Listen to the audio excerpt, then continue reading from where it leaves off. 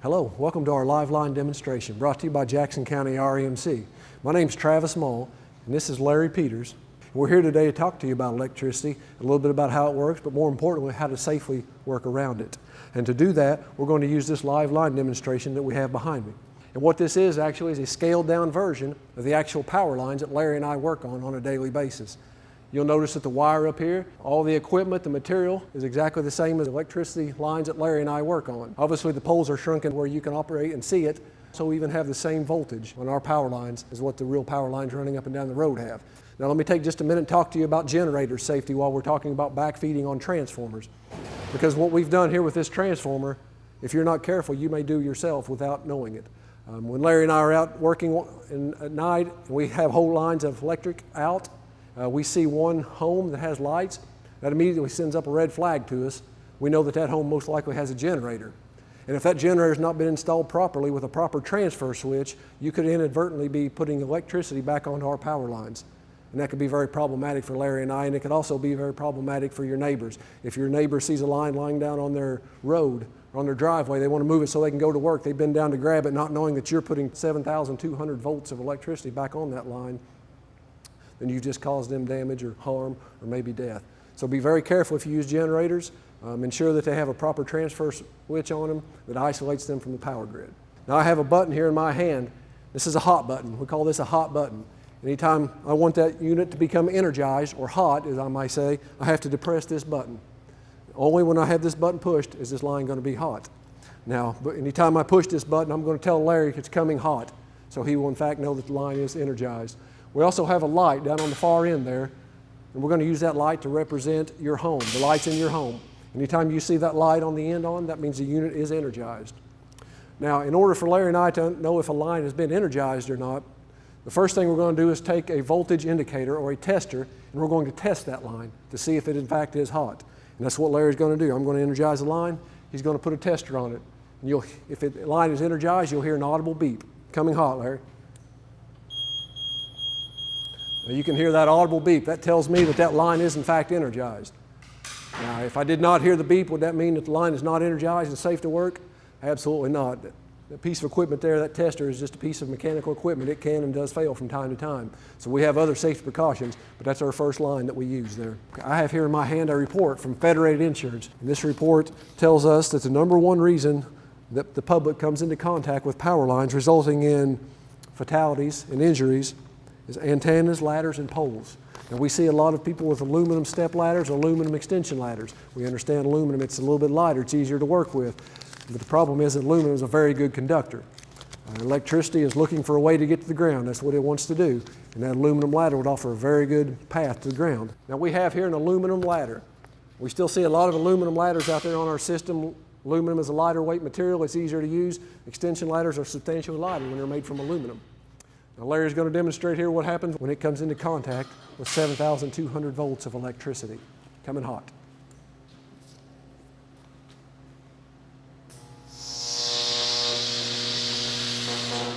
What you just saw there was an electrical arc. Now electrical arc in essence is the metal from the power lines, from the ladder, instantly evaporating into a gas. And scientists tell us that that can happen at up to 35,000 degrees. 35,000 degrees is roughly 4 times the heat of the sun. So what you just saw there could have been up to 4 times hotter than the sun's surface there. It's electrical arc. Another thing that we have concern with all the new satellites that are coming in, all the cable television, a lot of people are wanting their old television antennas down. The big tall 30, 40-foot television antennas, they're wanting them brought down. And unfortunately, some people take this upon themselves. They don't call the power line company. They don't notice there's power lines around them. They'll get one of their buddies to hold on, they'll cut it off, and they'll try to let it down. Unfortunately, it doesn't always work well for them. Sometimes the wind gets away from them, or they're heavier than they may have anticipated. Larry's going to demonstrate what happens when we get an antenna into the power lines.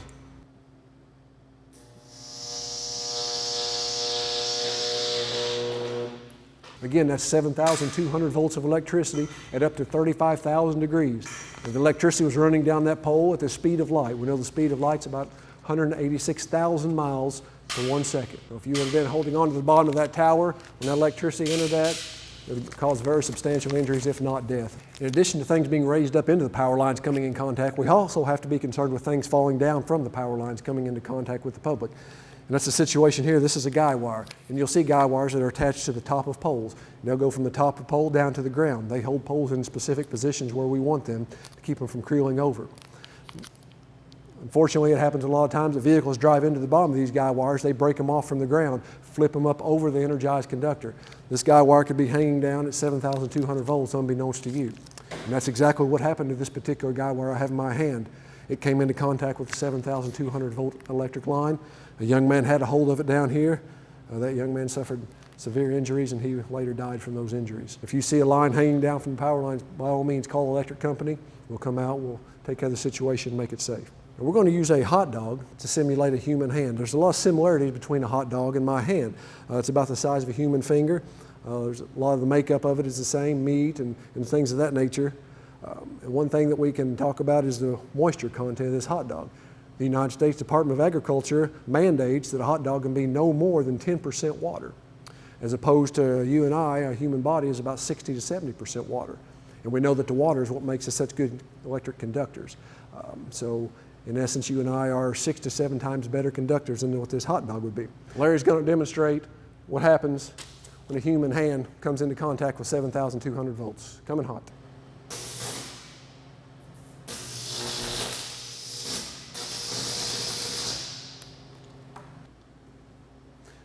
Now you would think this hot dog would be too hot to handle it after 35,000 degrees, but that's not the way electricity works. Electricity actually cooks from the inside out. So if we were to open this hot dog up, slice it long ways, we would most likely see substantial damage inside of this hot dog. When you come into contact with a power line, most likely it's going to go in one spot and it's going to come out another. You may not have noticeable damage on the outside. All the damage is being done inside. Your muscles, your tissues, your fat is being burnt from the inside out. Larry and I recently heard about a coworker from a neighboring cooperative, electric cooperative, come into contact with a power line. 3 days after the initial contact, they end up removing both his hands between the wrist and elbow. So this is a very serious situation. In order for Larry and I to safely work on these power lines while they're energized, we have to put our safety gear on. The first level of safety for us are these rubber gloves. By putting these rubber gloves on, we're able to go up in a bucket truck, an insulated bucket truck, and safely grab a hold of an energized conductor. Larry's going to demonstrate to you how we can safely go up and grab a hold of an energized conductor with our rubber gloves on. Coming hot. It's pretty scary. The problem with that rubber glove right there is it had a small pinhole in it. Very, very small hole, very hard to detect. Larry did not inspect that rubber glove before he put it on. One of our first and foremost safety rules that we follow is that each and every time before I put these rubber gloves on, I'm going to pull this glove out of this leather protector and I'm going to inspect it. I'm going to check every inch of it. Make sure there's no cuts, tears, snags, abrasions of any sort that could let electricity flow through it.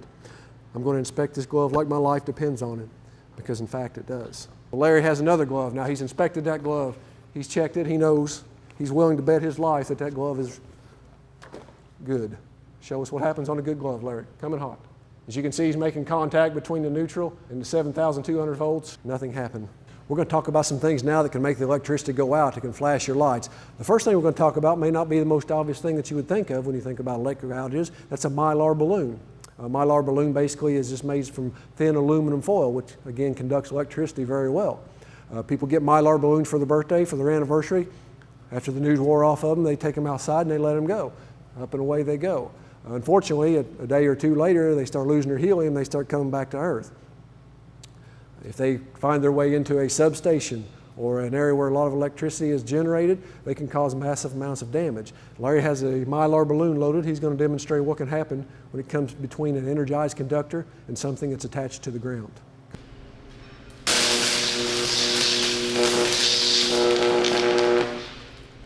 Unbeknownst to you, that Mylar balloon that you stepped outside and let go with little or no thought has come down in a substation. Now a whole city block is dark because of that Mylar balloon. We've incurred extensive expenses because of that Mylar balloon. When you get done with your Mylar balloons, let's take something, poke a hole in them, let's put them in a recycle bin. Don't let them go, please. Something else that we have a lot of problems with is tree limbs. Tree limbs cause an enormous amount of our outages. You're driving down the road, you see a tree laid against the power lines, You say, well, I can get out and move that. It's a small tree. It's made out of wood. The power line poles are made from wood. Obviously, they don't conduct electricity. You reach out, you grab a hold of the power line, or reach out and grab a hold of the tree, you discover that, in fact, that tree is energized because the tree is full of sap, which is mostly water. And water, again, is what makes us very conductive. Now, Larry has a piece of a branch here that he's cut. He's going to demonstrate the conductivity of a branch. Coming hot.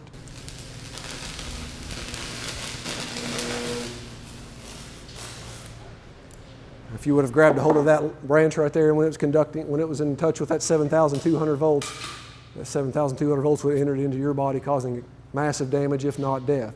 So if you have trees in your backyard, they're growing up through the power lines, please give the REMC a call. We'll be glad to come out and trim them down. Don't let the kids play in them. Don't hang tree swings on them. Don't hang tire swings on them. Stay away from them. Give us a call. We'd be glad to come out and clear the situation up. Let's talk about something else here for a moment also. On a very regular basis, we have automobile accidents where people drive into our poles. People are driving down the road, they're not paying attention, they get on a little bit of ice, they run off the road, next thing you know they've hit an electric pole, they have a pole broken down on their car, there's power lines lying on their car. Now how do you know if those lines on your car are a power line, or a telephone line, or a cable line, or a fiber optic line? And you don't know. How do you know if it's a power line? Is it energized, is it de-energized? You don't know that either. If you in a car wreck, you have a pole, you have power lines on your vehicle, the safest thing you can do is stay in the vehicle, pull your phone out, call 911. And 911 will dispatch the ambulance, the police officers, maybe first responders, and they'll call us.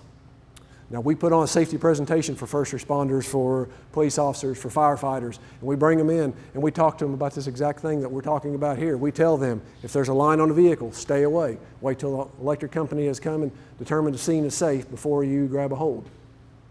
Say you don't listen to that, you see the line on your vehicle, it's an energized line, you decide you're going to step out.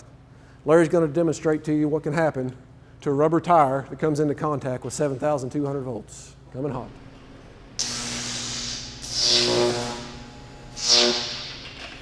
If you still think rubber tire is going to insulate you from 7,200 volts, it's not going to, is it? It may for just a second, it may for just a minute, but eventually that voltage is going to find its way through that tire. There is one situation where you may have to get out of that vehicle. That's if someone in the vehicle is hurt, maybe the vehicle's on fire. If that's the case, then you will have to get out of the vehicle. There's really only one safe way you can do that. That's to open your door up, look around, look for hazards, look for other lines maybe on the road. You see no hazards, you jump out of your vehicle. Do a bunny hop, both feet touching the ground at the same time. That's the only safe way that you can exit that vehicle. Once you get out of the vehicle, you're still not completely out of the woods yet. We need to continue to bunny hop or to shuffle your feet as far away from that vehicle as you can get, because we don't know how far that electricity is dissipating in that ground. It could just be a few feet, it could be 100 feet. We don't know. Is there concrete? Is there rebar in the concrete? Are there guardrails along there? Is there much moisture in the ground? All these things need to be taken into consideration. So bunny hop or shuffle your feet until you can't do it anymore to get safely away from your vehicle. One thing that we see a lot of, we have a lot of problems with, are animals on our lines. It's very common for us to get called out for squirrels, for raccoons, for possums. We found snakes on lines. We've found a lot of different kind of animals on our power lines, and they cause a lot of problems for us. And they're probably one of the reasons that your lights go out or your lights flash on a regular basis. We do what we can as a cooperative to keep animals off of it. We put protective pieces of equipment on where we can, but inevitably they're going to find their way up there from time to time, and they're going to knock your lights out. We're going to explain that to you in just a moment here. Larry has a small squirrel over here that he's going to use, and the squirrel's going to get up on this piece of equipment here on the right. It's another transformer. Larry has a squirrel here that he's using to demonstrate with. Say it's a cool morning, that squirrel is a little cool. He knows that that transformer, that gray canister there, has a lot of heat on top of it. So he's going to climb up top of there and he's going to warm himself up on the top of it. He gets warmed up, he's decided he's had enough. He's going to bush his tail up. Unfortunately, his tail comes into contact with an energized conductor. You can see what happens when that happens.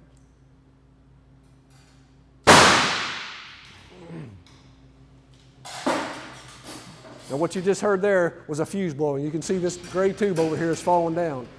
Inside that gray tube was a fuse link. That fuse link was loaded with a small amount of gunpowder. The gunpowder helps it come open and clear itself. The squirrel is most likely dead, and your line is also. Larry or myself, one of us would have to come out and re-energize that line.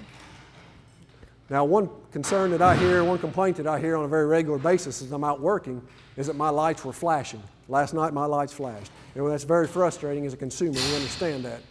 But our system is actually designed to flash the lights, and I'm going to explain to you why.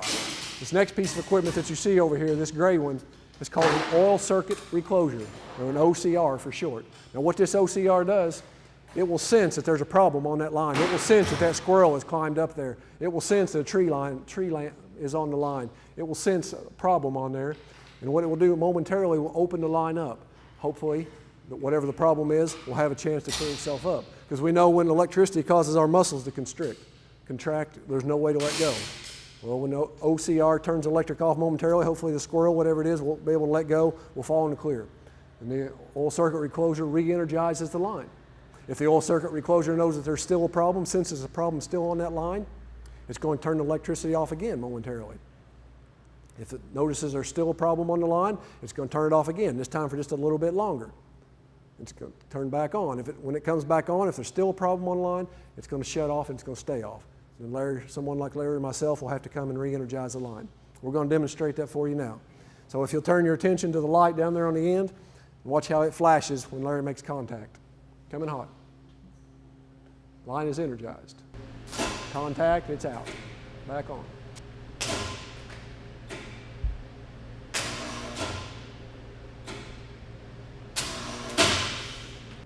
OCR make a thumping noise.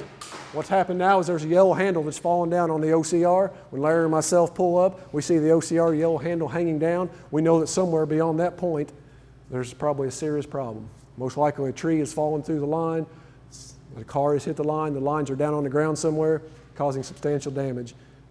And it's going to be a little bit before your electric's back on. That's our safety presentation we have for you today. We appreciate your attention, and we hope that you've picked up something that you can learn that will help you safely interact with electricity. Thank you.